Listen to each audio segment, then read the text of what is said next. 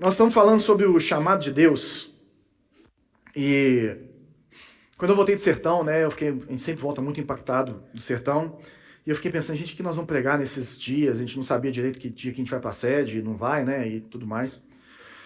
E fiquei pensando muito sobre esse negócio de Deus chamar e a gente ir, sabe? De Deus falar com a gente, a gente caminhar. E então a gente já falou de Abraão, a gente falou de Jacó. E hoje é interessante porque eu lembrei de uma história que minha família, minha mãe tinha convertido, meu irmão também, e eu tinha aí meus 20 e poucos anos, 22 anos. E minha mãe tinha marcado uma viagem para a gravação do CD do Diante do Trono em São Paulo, o CD Quero Me Apaixonar.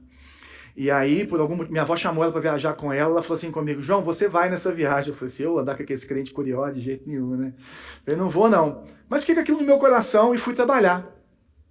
E na hora que eu vou trabalhar, cara, toda hora vinha alguém, umas 2 ou 3 pessoas viraram para mim e falaram assim, aqui, você é evangélico? Você a gente era da Lagoinha na época, né? Você é lá da Lagoinha e tal. E eu fiquei com aquilo. É normal as pessoas te perguntarem isso, né? Tipo assim, se você frequenta a igreja e tal. Mas aquilo me marcou de uma forma diferente. Eu falei, gente, parece que Deus quer falar comigo hoje, né? E lógico que eu não contei isso pra minha mãe, né? Porque eu não sou bobo. Vai que eu conto pra ela, me obriga aí. Mas eu senti como se Deus estivesse falando comigo que era pra eu ir. E eu fui. E ali naquele dia, né, 12 de julho de 2003, Deus marcou a minha vida pro resto da minha vida. Transformou a minha vida.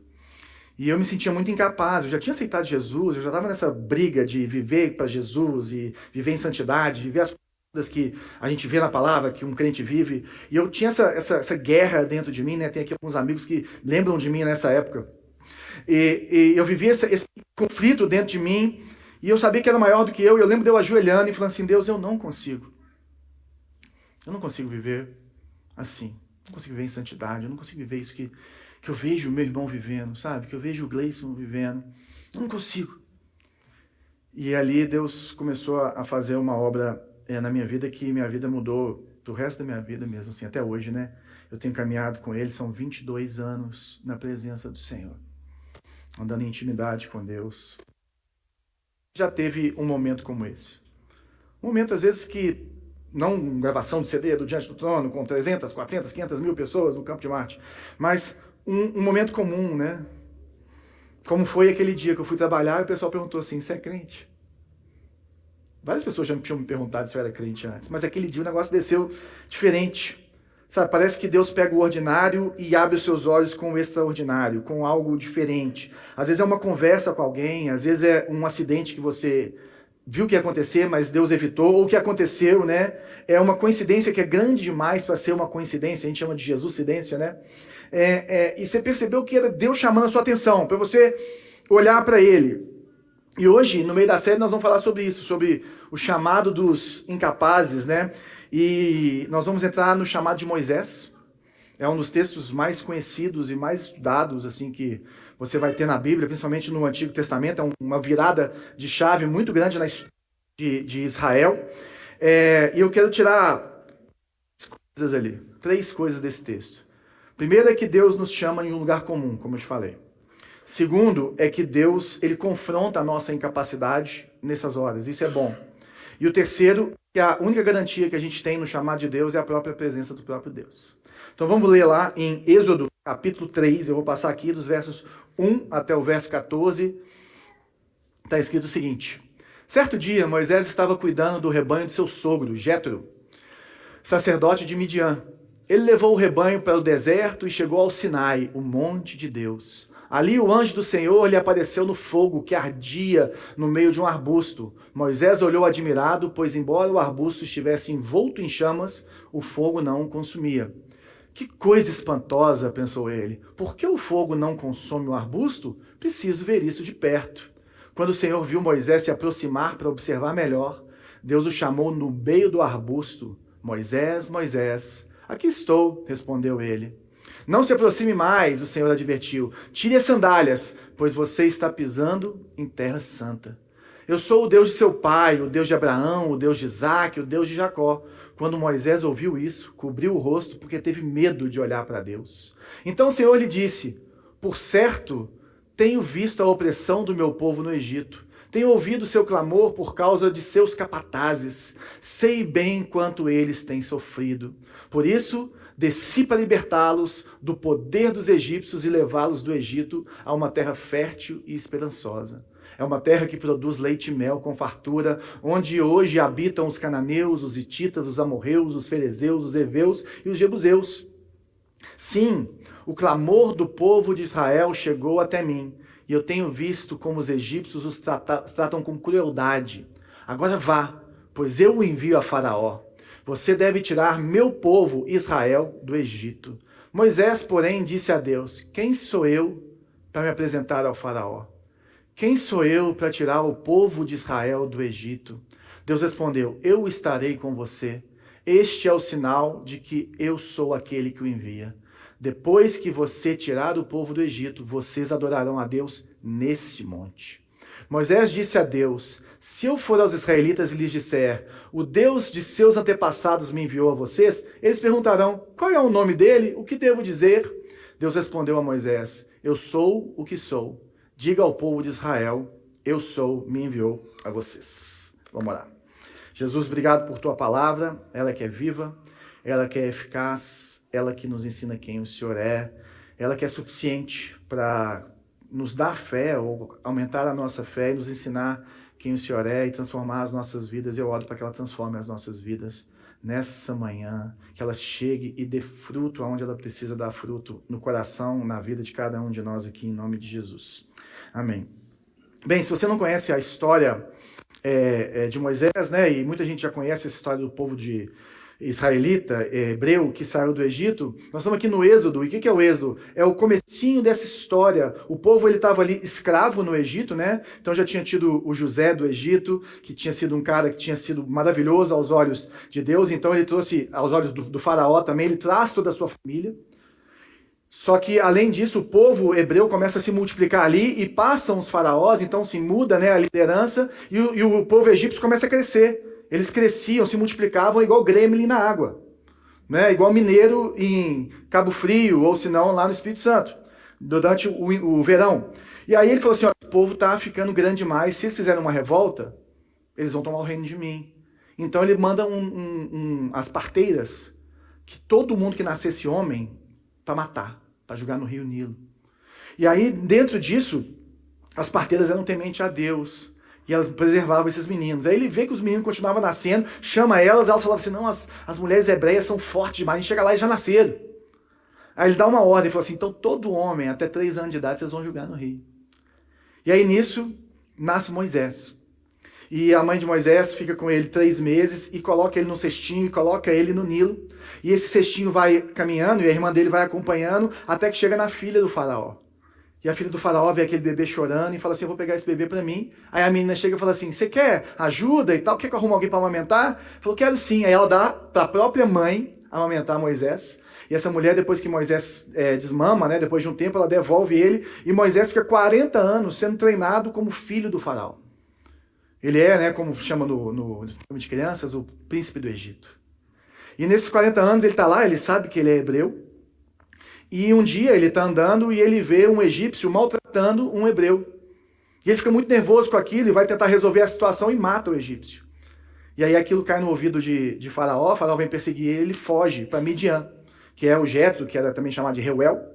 E chega lá em Midian, ele conhece isso e fica 40 anos, ele se casa com uma das filhas de Jetro, e ele fica 40 anos pastoreando as ovelhas do seu sogro. Então ele está nesse momento, ele está com 80 anos, e ele leva as ovelhas para poder cuidar, para poder, né, o rebanho, para dar uma volta ali no deserto, e aparece lá um arbusto em chamas. E aí começa o texto, né? Moisés estava cuidando do rebanho, e é muito interessante, né? Porque Deus chamar um pastor para cuidar de gente, né? Ele fez isso com Davi. Falam que Amós também, né, era pastor. Para os discípulos, ele chama os pescadores para ser pescadores de homens. Mas ele pega esse cara ali, dentro daquilo que ele sabia fazer, que era cuidar de ovelha, e todo o conhecimento que ele tinha. E, de repente, ele vai e chega no Sinai. Até aqui, o Sinai, eu não sei se você sabe, o Sinai tem 2 nomes no Antigo Testamento é Sinai ou Horebe, é o mesmo monte. E ele é tido como um monte de Deus por causa dessa presença de Deus, esse encontro de Deus com Moisés aqui em Êxodo 13, que depois culmina no encontro com Deus, quando ele... de Deus com Moisés, junto com todo o povo do Egito, já livres dos egípcios, ali em Êxodo 19, onde ele sobe no Sinai e aí ele vem com fogo também. Então ele é um monte muito, muito especial, assim, porque ele é uma presença, ele é um marco. E foi isso que Deus fala lá na frente, fala assim, ó, vocês vão voltar aqui e me adorar. Aí você vai lembrar do que aconteceu. Então ele tem esse lugar do Sinai, e aí o que acontece é que ele está lá pastoreando e de repente ele vê um fogo arder no meio do arbusto. Ele fica admirado, mas por que ele fica admirado? O que chama a atenção? Porque, gente, não sei se já foi no deserto ou teve num lugar assim muito seco, muito quente, um arbusto pegar fogo no deserto é a coisa mais simples ou mais comum do mundo.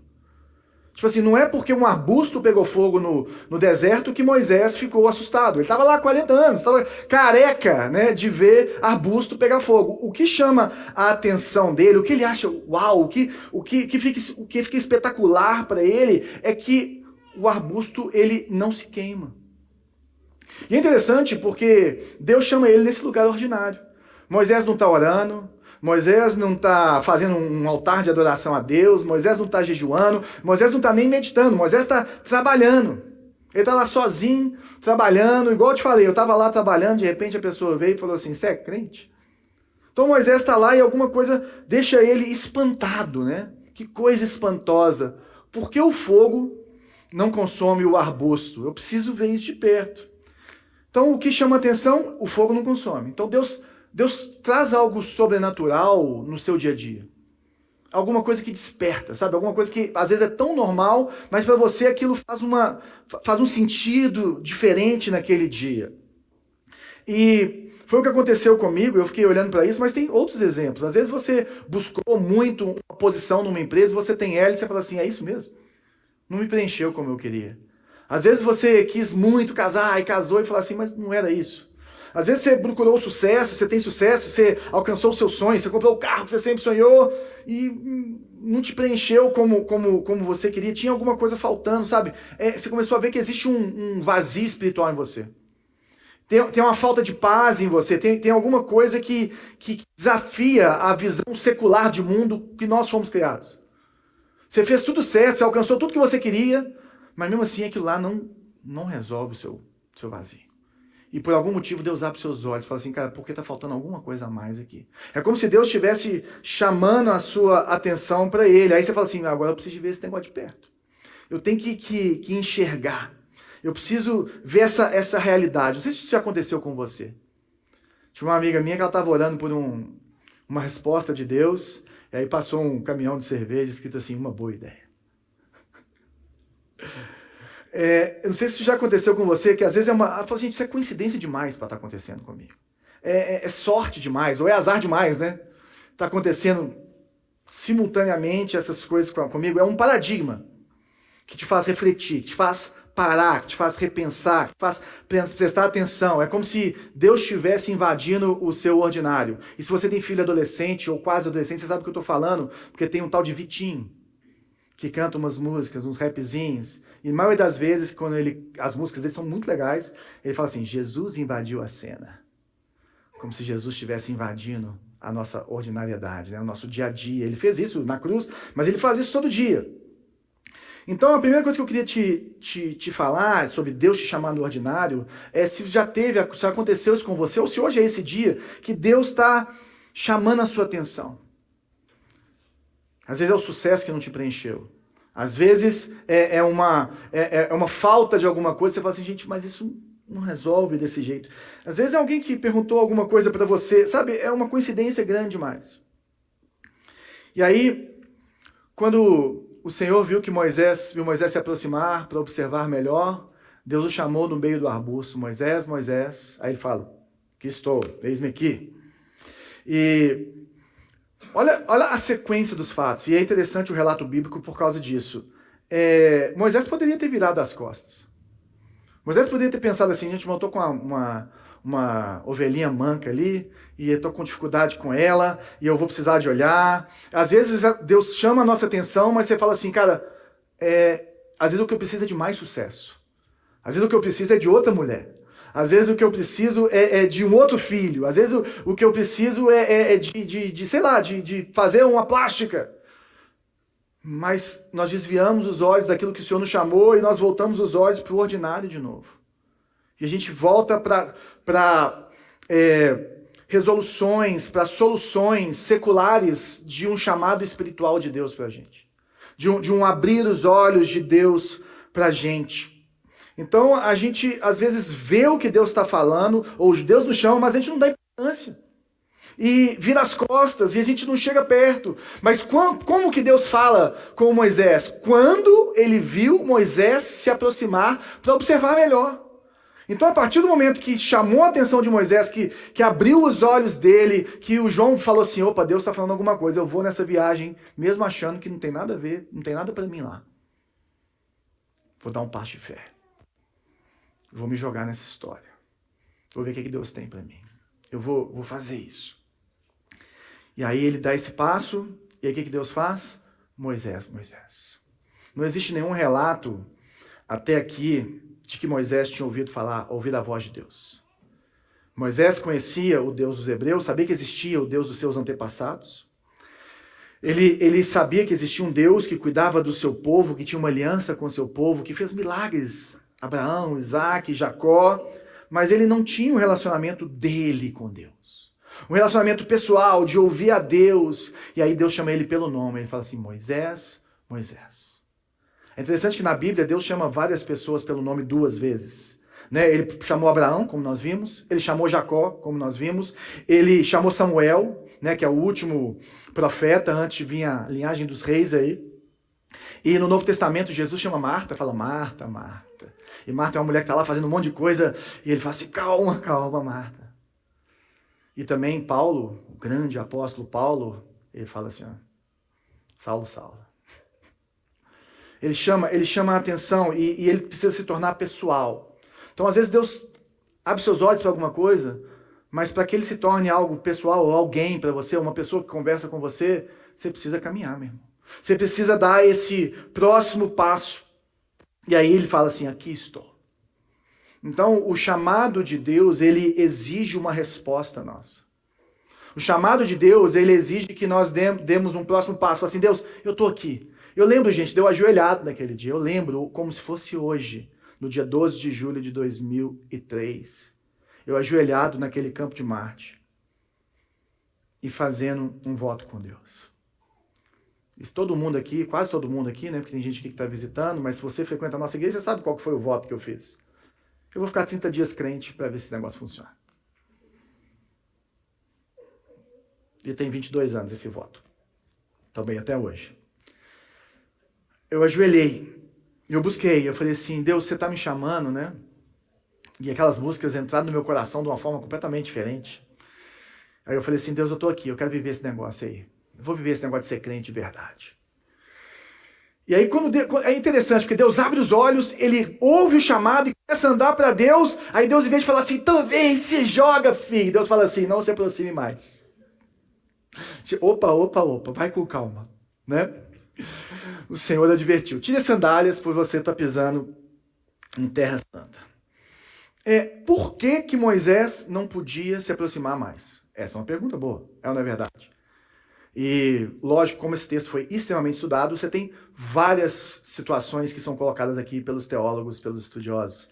Mas o que eu achei que faz mais sentido é o que está no contexto, porque a Bíblia se explica pelo contexto. Se você chega perto do fogo, o que acontece com você?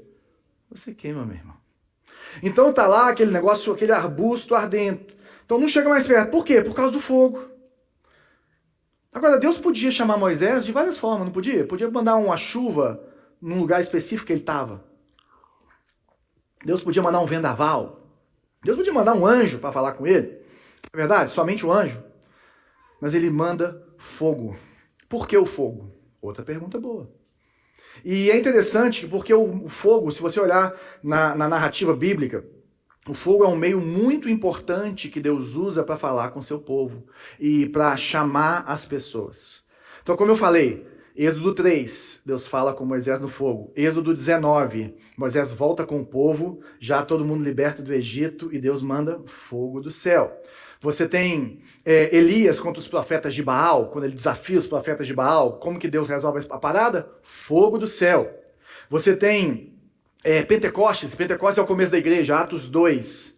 E aí o que acontece é que o Espírito Santo vem sobre aquelas pessoas como o quê? Chamas de fogo. Apocalipse, fogo.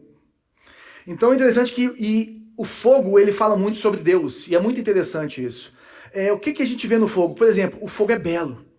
É ou não é verdade? Nós fazemos fogueira. O fogo, ele atrai a nossa atenção, atrai a atenção de uma criança, atrai a atenção de um adulto. O fogo é muito belo, ele arde, ele tem uma coloração, sabe? Então, o fogo é como Deus. Deus é terrivelmente belo. Deus é maravilhoso. Agora, o fogo, ele é belo, mas ele mata. Se você for exposto ao fogo por tempo excessivo, o que vai acontecer com você? Você vai queimar, meu irmão. Você vai ser consumido, a ponto de sobrar, dependendo do ardor do fogo, da quintura, como a gente fala aqui em Minas, né? Dependendo da quintura do negócio, não sobra nem seus ossos. Você é consumido pelo fogo. Então, o fogo mata. E é interessante porque Deus chama a gente de várias coisas. Chama de ovelha, né? Mas Deus chama também de vaso de barro. E o que molda o vaso de barro? A mão do oleiro. Agora, não é a nossa mão que molda o fogo que molda as nossas mãos.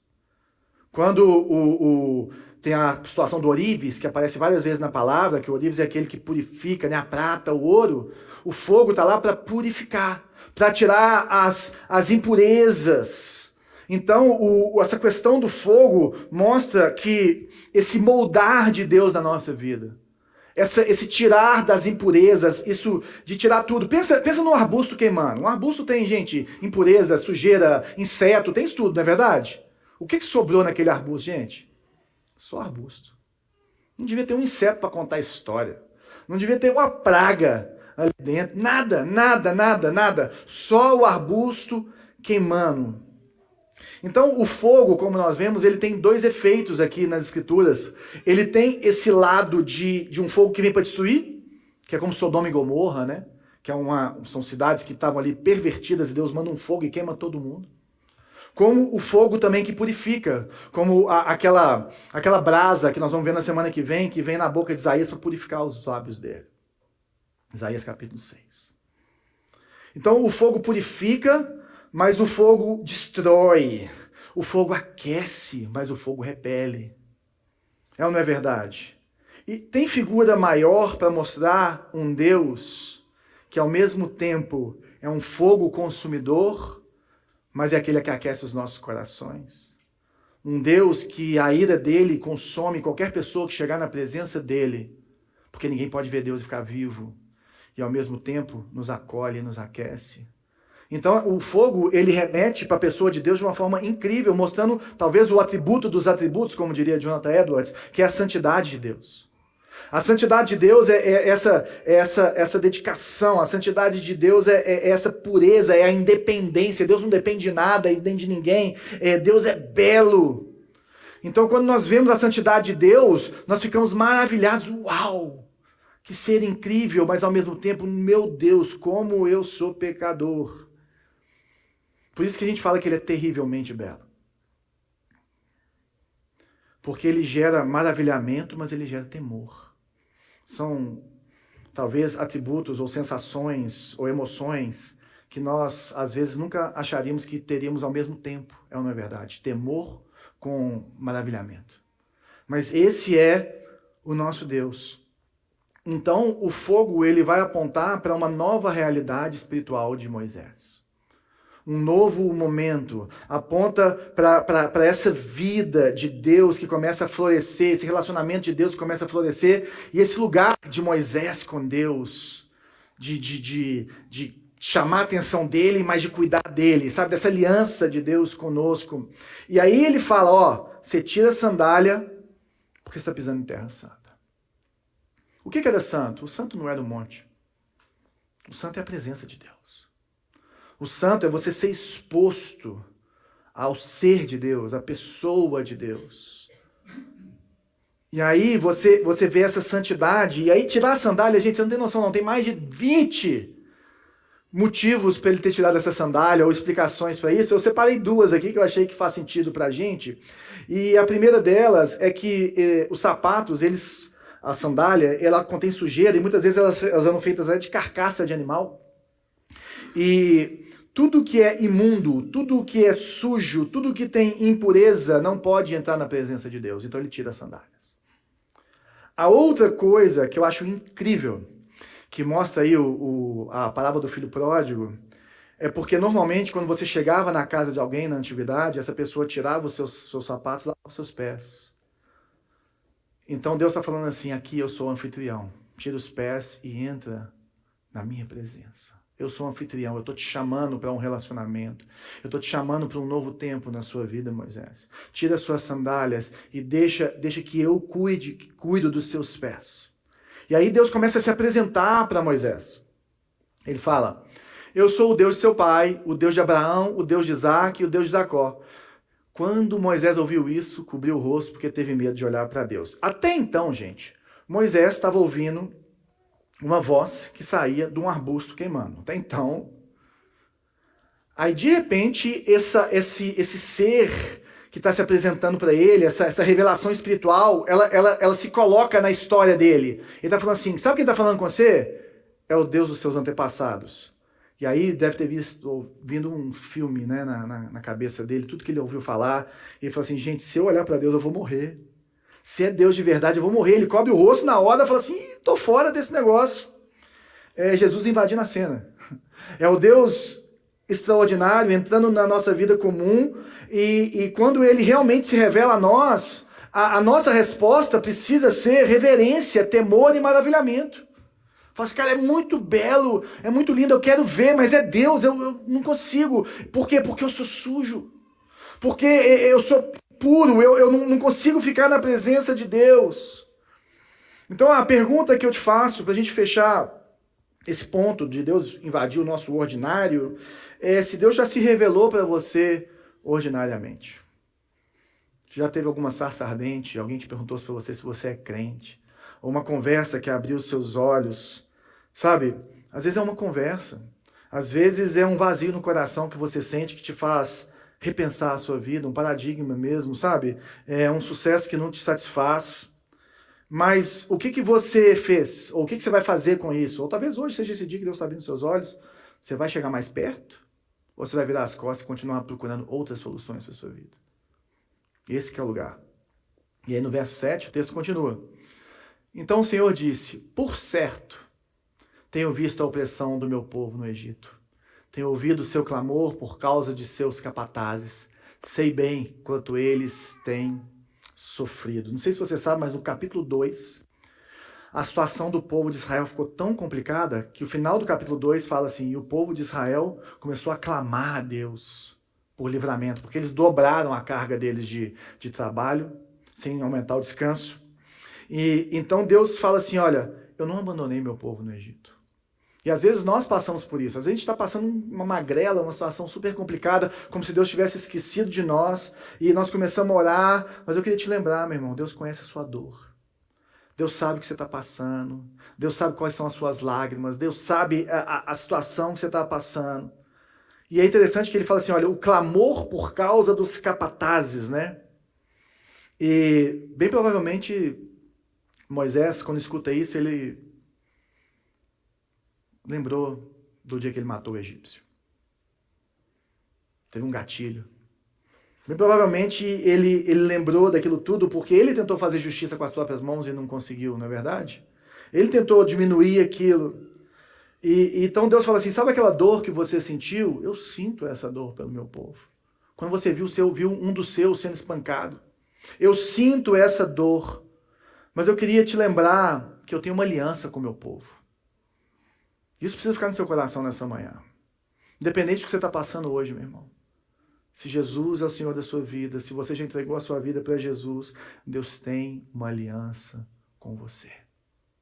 E você pode clamar, porque Ele vai ouvir. Você pode clamar, porque Ele conhece a sua dor e Ele vai responder. E Deus se faz presente naquilo ele fala para Moisés, ele mostra para Moisés a sua missão. Por isso, por causa do clamor, por causa da opressão do povo do Egito, eu desci para libertá-los do poder dos egípcios e levá-los do Egito a uma terra fértil e espaçosa. Vou te levar para a terra prometida. Então, qual que é a missão? Libertar o povo. Como é que ele vai fazer?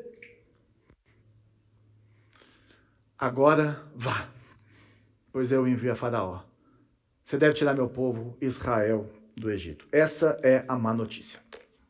A boa notícia é que Deus veio para salvar. A má notícia é que Moisés era a pessoa que ia ser usada. E a má notícia é para quem? Para Moisés. Então Moisés, ele fala assim, você vai libertar o povo do Egito como? Comigo? Deus, você lembra quem eu sou? E eu queria te lembrar que essa figura hoje, para nós que já estamos na verdade, 3.000 anos depois disso, né? Porque Jesus está 1.300 anos disso. Nós olhando para trás, existe uma figura espiritual da saída do Egito, que é Deus nos libertando do pecado, das mãos de Satanás, de onde nós nascemos, mortos em nossos delitos e pecados. E aí Deus está em missão, salvando a humanidade, libertando a humanidade, trazendo salvação. E aí ele fala assim, ó, eu escolhi você, igreja. Eu escolhi cada um de vocês que me aceitaram como Senhor e Salvador da sua vida. Não é só para você ter a salvação, é para você ser um agente meu para a salvação de todos os povos. Então, qual que é o chamado de todo cristão? Ir fazer discípulos. E nós precisamos pensar sobre isso. Você está fazendo discípulos? Você tem apresentado esse Deus? Você tem exibido essa glória de Deus e não a sua por aí, falado sobre esse Deus maravilhoso? Porque o chamado é para ir.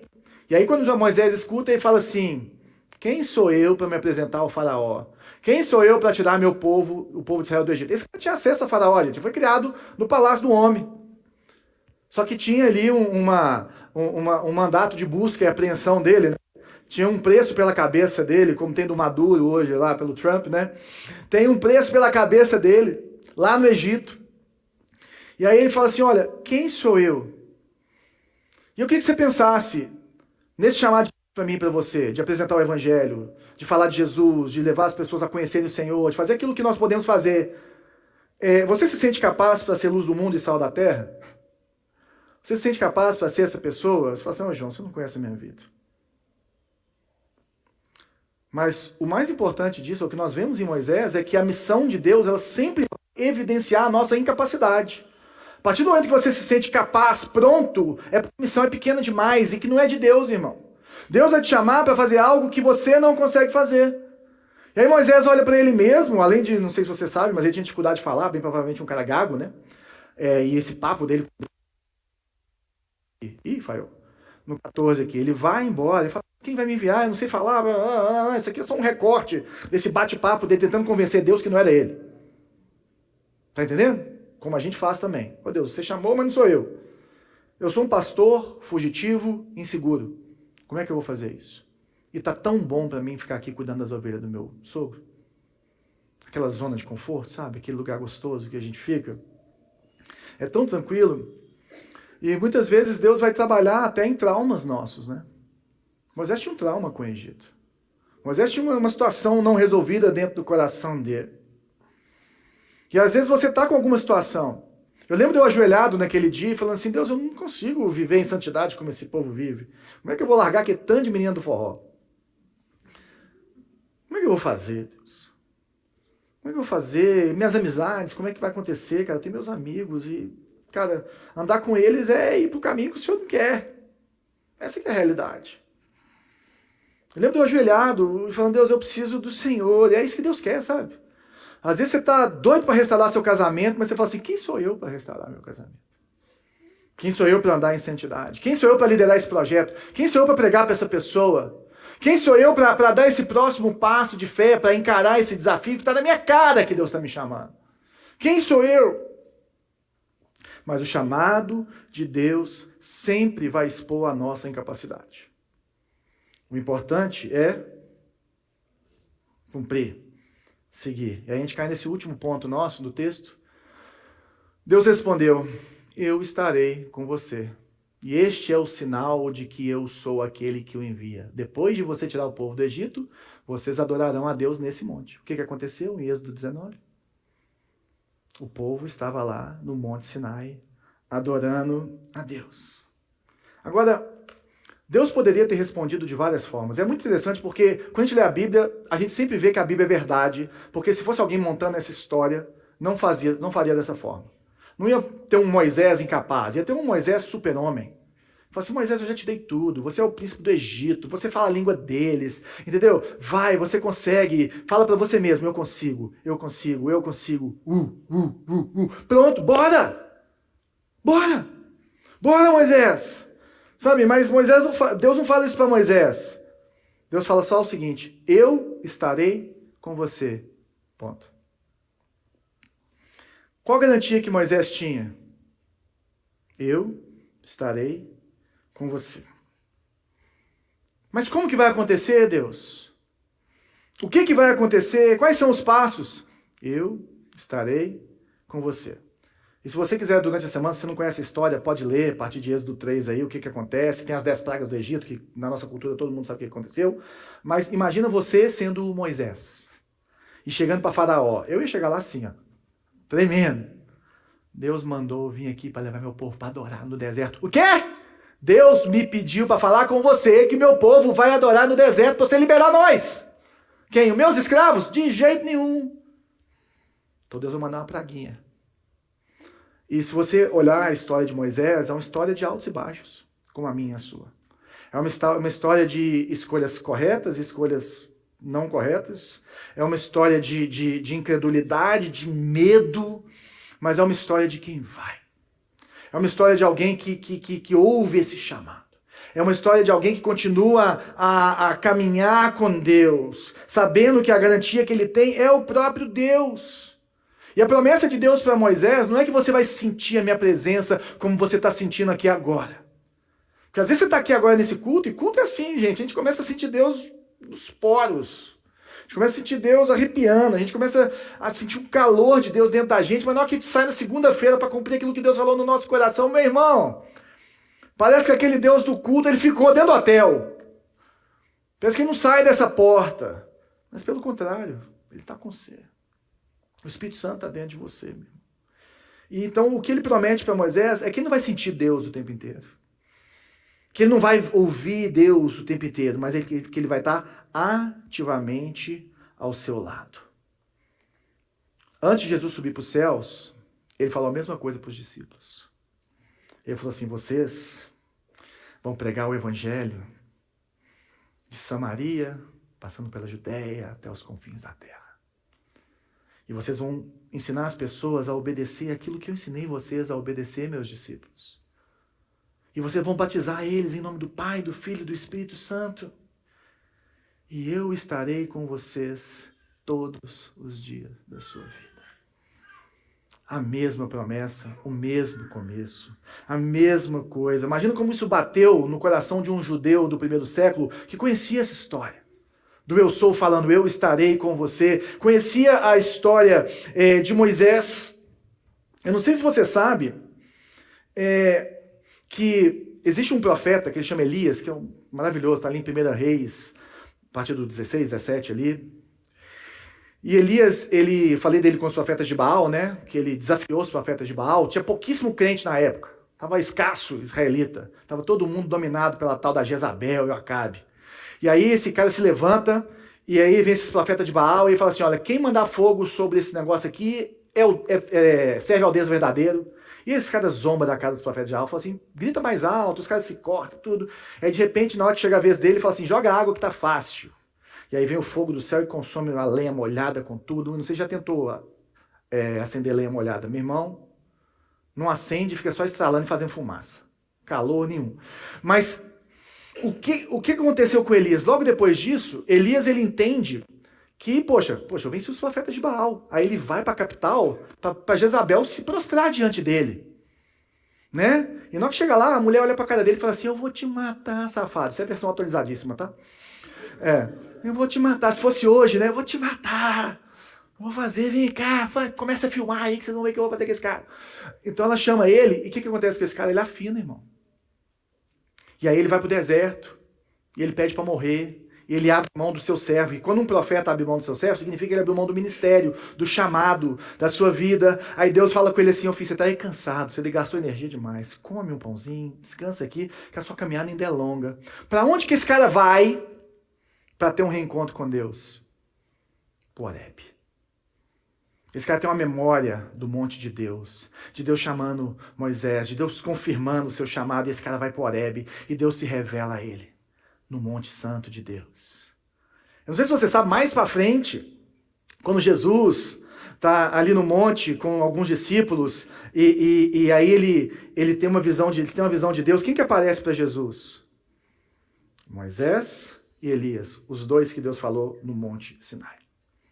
Esse monte tem uma história, esse monte tem uma ligação com eles, ou seja, até o próprio Elias foi lá, e eu não sei se você tem essa ligação, se você já viveu isso, se tem alguma coisa que Deus precisa te lembrar hoje, de um chamado, de uma vitória dele em você, para você, de alguma coisa que ele fez na sua vida, ou através da sua vida, para que fique claro que ele tem uma aliança com você, que ele é um Deus de aliança, que ele é um Deus poderoso, que ele chama, que ele capacita. Deus é fiel. E aí, Moisés disse a Deus, mas, aí começa essa conversinha dele, né? Se eu for aos israelitas e lhes disser, o Deus de seus antepassados me enviou a vocês, eles perguntarão, qual é o nome dele?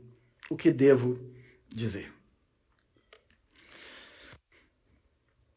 A pergunta de Moisés é interessante, porque primeiro, o pessoal não perguntou o nome dele, né? O que ele está querendo falar é tipo assim, como é que eu vou me apresentar esse Deus para esse povo, porque em mim eles não vão acreditar. Então o que eu falo? O que eu vou apresentar? O que eu apresento para esse povo? E essa falta de relacionamento dele com Deus, sabe? Eu não sei se você sabe, lógico, deve saber, mas naquela época os nomes tinham a ver com o caráter da pessoa. Então os nomes precediam, né? Ou falavam sobre quem aquela pessoa era. E se você olhar, Deus tem dezenas de nomes. É o Jeová Rafa, o Deus que cura, né? E vai por aí. E aí ele vai se mostrando de várias formas, ele vai mostrando quem ele é, e Deus tem vários nomes. E aí ele está falando assim, como é que eu vou apresentar o Senhor para esse povo? E aí ele traz, eu sou o que sou, diga ao povo de Israel, eu sou, me enviou a vocês. Eu não sei se você sabe, mas esse é o marco de uma mudança do nome de Deus no hebraico. Até aqui, Deus ia se apresentando como Elohim. E Elohim, ele pode ser usado tanto para falsos deuses como para um Deus verdadeiro. É uma palavra que no hebraico ela é usada para os dois. E aqui, nessa virada do Êxodo, nesse momento, ele fala assim, eu sou Javé, Yavé, depende de como você vai falar isso aí, que ficou conhecido como isso. Então ele traz esse nome, e esse nome, ele significa, eu sou o que sou, eu serei o que eu serei. Porque é por causa do tempo aqui, você também no hebraico não tem uma clareza a respeito disso. Para entender isso, a gente precisa de voltar de novo no contexto. Qual que era a preocupação de Moisés? Como que eu vou apresentar a Deus? E como que as pessoas vão acreditar que Deus vai estar aqui? E eu sou incapaz, eu não consigo fazer isso. E então Moisés está olhando para ele, não se sentindo apto para poder seguir aquilo. E às vezes a gente é assim, né? Fala assim, oh, Deus, eu não consigo fazer, como é que eu vou fazer, qual que é o caminho e tal. E muitas vezes a gente quer que Deus seja aquilo que nós imaginamos que Ele é. Então Deus, ó, o negócio é eu vou chegar lá e o Senhor vai, a pessoa vai perguntar assim, nossa, Jesus te mandou aqui, né? Você parece um anjo chegando na minha casa, o que você quer que eu faça por você, Faraó, né? Fazendo isso. Ou a gente coloca Deus numa caixa. Aí você quer restaurar seu casamento e você ora antes de ir, você acha que você vai chegar lá e sua mulher vai esquecer tudo de bobagem que você fez, que fez ela tipo, chutar para fora de casa. Entendeu? E que aquela ferida vai estar resolvida. E que a situação vai estar resolvida, ou aquele problema, aquela situação pode acontecer, pode, mas não costuma não ser assim, meu irmão. E a gente coloca Deus numa caixa e fala, mas eu decidi mudar, mas eu mudei por dentro, mas tem um processo em Deus para isso tudo acontecer. Então a gente começa a colocar Deus num lugar que não é dele. E eu queria te lembrar que um Deus que faz tudo o que você quer, um Deus que aprova tudo que você aprova ou que você gostaria que ele aprovasse, não é um Deus verdadeiro, gente. É um gênio da lâmpada. Quem é Deus nessa história é você, quando Deus faz tudo o que você quer. Quando você manda em Deus, dando ordem para Deus. E não funciona. Como que um Deus que não te confronta, que não te conforta, que não é independente do que você pensa, age ou acha, pode te ajudar? Não pode. Como é que você vai procurar uma pessoa? Vamos pensar numa pessoa normal. Vou procurar o Janjão para me ajudar. Se ele falar que ele achar que tudo que eu faço está bom, se ele pensar tudo que eu quero que ele pense, ele pensa, se ele falar tudo que eu quero ouvir dele para mim, ele vai conseguir me ajudar, gente? Não vai. Um Deus de verdade, ele precisa ser esse ser independente, que não satisfaz os nossos desejos. Todos. Que fala não, que tem uma moralidade diferente da nossa, que tem caminhos diferentes dos nossos. Você quer resolver os problemas e quer achar um conselho num Deus verdadeiro? Procure um Deus verdadeiro. Um Deus que pensa diferente de você, um Deus que é revelado por quem ele é, Yahvé. Yahvé é o Deus que se revela na Bíblia. É o Deus que diz coisas que você não concorda. É o Deus que te confronta, mas é o Deus que te ama. É o Deus que é como fogo. É o Deus que morreu por você. É um Deus que é tão belo como fogo, majestoso, mas ele é letal. Ele é perigoso. Porque tem gente que quer apresentar o Jesus somente belo, que são os liberais. É aquele que faz tudo por você, que te abraça, que vai dar tudo certo. E é aquele Jesus fofinho, sabe? O Jesus fofinho. Agora tem um outro lado, né, dos religiosos. E os religiosos é o Deus perigoso. Ele é somente letal. Ele não é amoroso, belo, caloroso. É um Deus do religioso. Se você não seguir as regras, meu irmão, Deus vai te fulminar. Tá entendendo? Tá vendo sua vida aí? É porque aquele dia você não orou como eu falei para você orar. Tá vendo o que tá acontecendo na sua vida? É porque você não se prostrou diante do Senhor e ficou nesses negócios aí. O Deus verdadeiro, ele é majestoso, letal. Ele esquenta, mas ele é perigoso. Esse é o Deus verdadeiro. E é isso que Deus está falando para Moisés na sarça ardente, ou no arbusto ardente, nessa tradução nossa. Quando ele fala assim, eu serei o que eu serei, ele está falando assim, sabe o que importa? Lembra que eu falei que eu estarei com você? O meu nome é, eu vou me revelando a você no caminho. Eu serei o que será necessário de eu ser para que eu possa cuidar de você.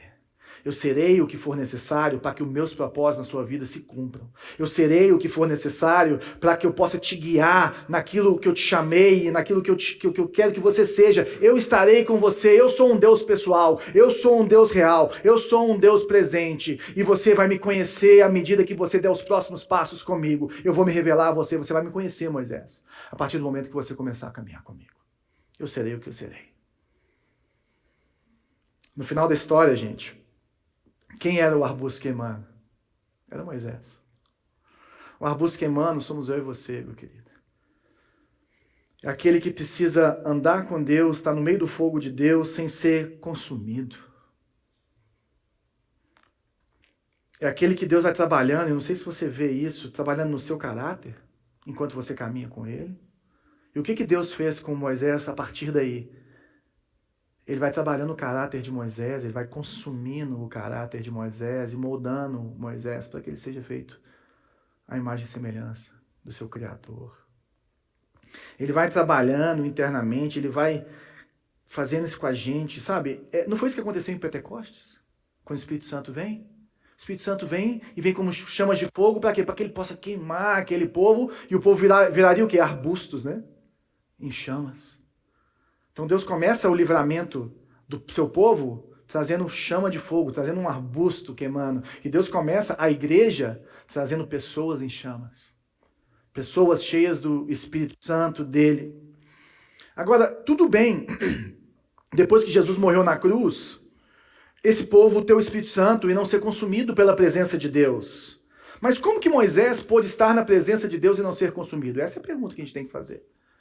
Porque eu não sei se você lembra ou se você sabe, em Êxodo 19, quando ele encontra com Deus no monte, ele fala assim, Deus, eu quero ver a sua face. E Deus fala assim, ninguém pode me ver e ficar vivo, mas você vai ficar atrás da rocha. É ou não é verdade? E eu vou passar descosta. E aí ele passa, e aí a rocha tampa ele. E aí acontece, a rocha é Cristo. Então, a prefiguração de Jesus, que ele nos deixa entrar na presença de Deus, ou chegar na presença de Deus sem ser consumido. O que acontece aqui, nesse texto, em Êxodo 3, para que a mesma coisa aconteça e Moisés esteja na presença de Deus, descalço, sem ser consumido? E a resposta está no texto, no verso 2. O anjo do Senhor. Ali, o anjo do Senhor lhe apareceu no fogo que ardia no meio de um arbusto. É um detalhe, mas não é um detalhe. Porque existe um anjo que é o mediador desse encontro. Esse não é um anjo comum qualquer.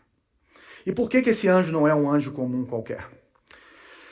Porque quando Moisés tira as suas sandálias, e ele que pede para ele tirar as sandálias, isso também é um sinal de adoração e reverência. E se você olhar os anjos que aparecem para as pessoas na Bíblia, e as pessoas, na hora que vem um anjo, vem um ser poderoso, e aí o que eles tentam fazer? Adorar o anjo. Né? João tentou fazer isso no Apocalipse. E aí o anjo fala assim, não, você tem que adorar somente a Deus. Esse anjo aceitou a adoração. Esse anjo aceitou ser reverenciado. Esse anjo se colocou no lugar de Deus. Esse anjo, ele se apresentou e depois de mais ou menos 1.300, 1.400 anos, tinha um judeu pregando sobre o reino de Deus. E ele estava conversando com os religiosos, eles estavam discutindo, e esses religiosos estavam falando que eles eram filhos de Abraão, e que o que ele estava fazendo estava errado, porque ele falava do reino de Deus, que vocês têm que entrar no reino de Deus, e ele falava que era a partir dele que essas coisas aconteciam. Ele falava, nós somos filhos de Abraão, quem é você, meu filho?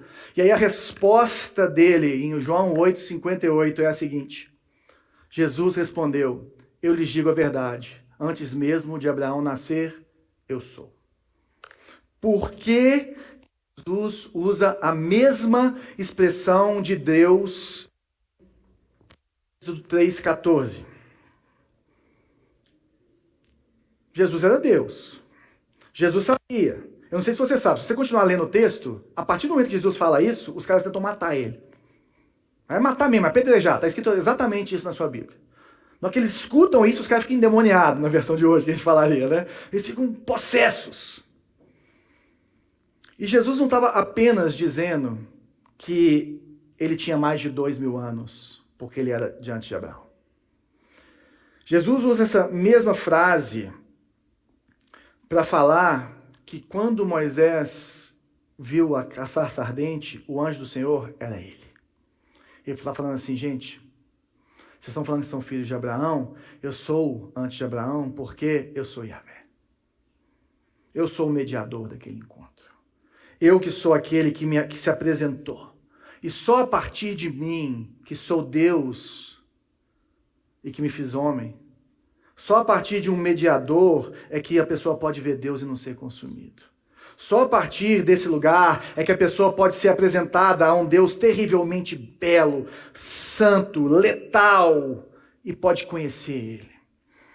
Jesus está falando que a única forma de Deus se apresentar a pessoas sem que elas mortas, consumidas pelo seu pecado, é por meio do seu sacrifício, que está prefigurado ali nos arbustos pelo anjo do Senhor. Porque eu queria falar que viver essa realidade, você precisa de olhar para esse Jesus, que se entregou por você por amor, que se fez servo, que estava na fornalha para que os 3 não fossem consumidos, para aquele que se colocou na cruz. Por que a cruz é tão importante para nós não sermos consumidos? Isso é importante. Porque na cruz Deus paga o preço pelo pecado. Ele derrama a sua ira. E o cálice da ira significava tudo que você tinha contra aquilo ou aquela pessoa é derramado sobre Jesus. E Jesus recebe tudo aquilo por nós. Então a partir dali, a ira de Deus está resolvida. E aí nós podemos entrar, porque quando Deus olha para nós, através da cruz de Cristo, Ele vê o sacrifício da cruz. O preço foi pago. A razão pelo qual Augusto Moisés, eu, você, pode queimar sem ser consumido, é porque o Deus em Jesus se tornou mediador. Na cruz, eu e no seu lugar, para que nós pudéssemos nos tornar portadores do fogo de Deus. Para que você pudesse carregar a presença de Deus em você, sem ser consumido. Para que você pudesse entrar na presença de Deus, como diz o autor de Hebreus, com coragem, com ousadia, e se colocar, sabe, a gente fica cantando aqui, né? Eu me coloco na sua presença, eu quero ver a sua face. Sabe, gente, a gente só pode cantar isso porque Jesus abriu o caminho. Porque Jesus recebeu a parte ruim do fogo, da ira de Deus. E talvez hoje Deus está te chamando de uma forma como você nunca tinha percebido. Talvez hoje os seus olhos estão sendo abertos. E você está se lembrando talvez de 1, 2, 3 vezes que Deus chamou sua atenção e você virou as costas. Ou você está olhando que hoje talvez seja a sua resposta. Qual que vai ser a sua chance? Qual que vai ser a sua resposta? Você vai sair daqui e continuar vivendo a sua vida? Ou você vai querer chegar mais perto desse Jesus? E eu queria te convidar a... Se você quer chamar esse Jesus para entrar na sua vida, eu queria fazer uma oração junto com você. Queria que todo mundo fechasse seus olhos. E se você quer convidar esse Jesus para vir para a sua vida, eu queria que você falasse junto comigo assim: Senhor Jesus, eu sei que eu sou um pecador, como Moisés, e eu sei que eu não consigo entrar na sua presença se não for por meio do seu sacrifício. Eu te recebo como único e suficiente Senhor e Salvador da minha vida. Eu te aceito, Jesus. Vem ser o meu Deus. Perdoa os meus pecados. Em nome de Jesus. Além disso, às vezes você está aqui hoje, você já teve um encontro verdadeiro com Jesus. Talvez Jesus já te falou, vai. Mas não sei o que aconteceu que essa chama apagou em você. Não sei o que aconteceu que o arbusto em chamas virou apenas um arbusto.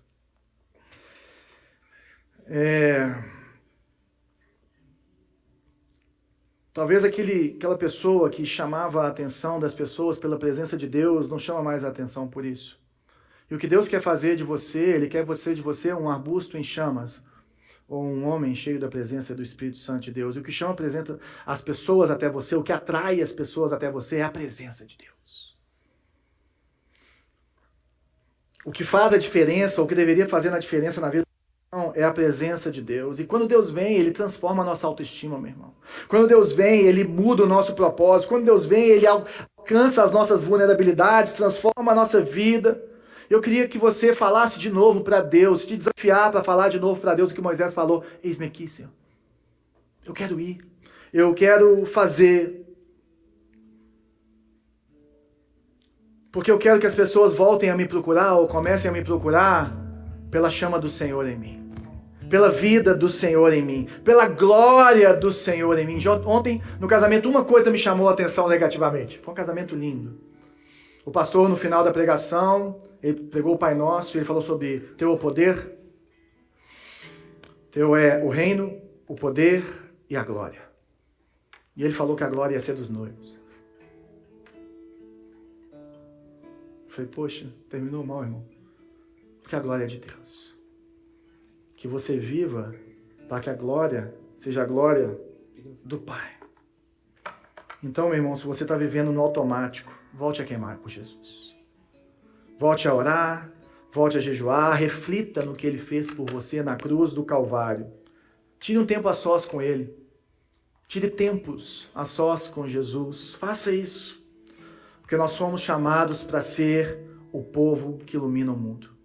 Nós somos chamados para ser o povo que leva a chama de Deus, que queima o pecado, que ilumina, que traz o reino.